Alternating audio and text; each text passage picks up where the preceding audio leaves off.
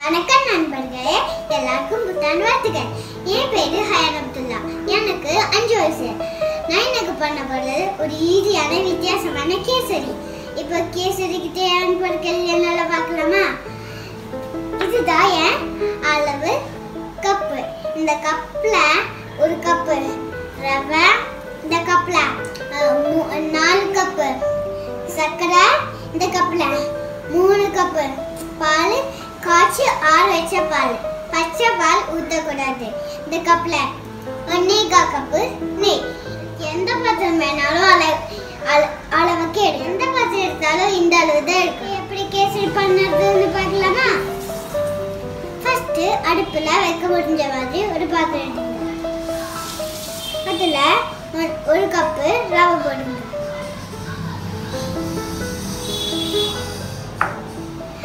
4 cup சர்க்கரை, இனிப்புக்கு ஏற்ற மாதிரி. 3 கப்பு பால், காய்ச்சி ஆற வச்ச பால். பச்சை பால் ஊற்றக்கூடாது.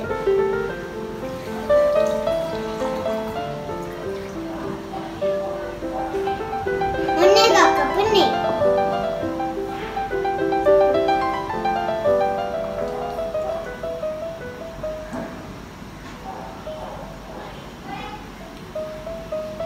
இப்போ நம்ம இதை அடுப்புல வைக்கலாம். அடுப்புல வைக்க போறோம்.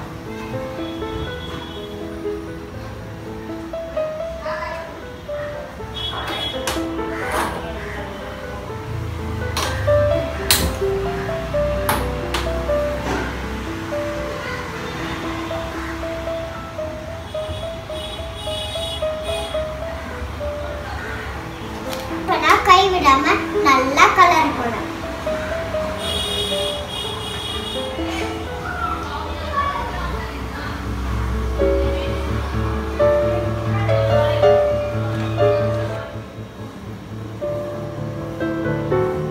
ரொம்ப ஹை ஃப்ளேம்லயும் ரொம்ப லோ ஃப்ளேம்லயும் வைக்க கூடாது. மீடியம் ஃப்ளேம்ல தான் வைக்கணும். இது யாருக்காச்சும் கொடுத்தா அவங்க கேட்பாங்க, இது நான் மைசூர் பாக்கேன். அப்போ அவங்க நல்லா கண்டுபிடிக்கவே முடியாது. ரவையில செஞ்சது சொல்லணும். இப்போ நம்ம கேசரி ரெடி ஆச்சு. இப்போ ஸ்டவ் ஆஃப் பண்ணலாம்.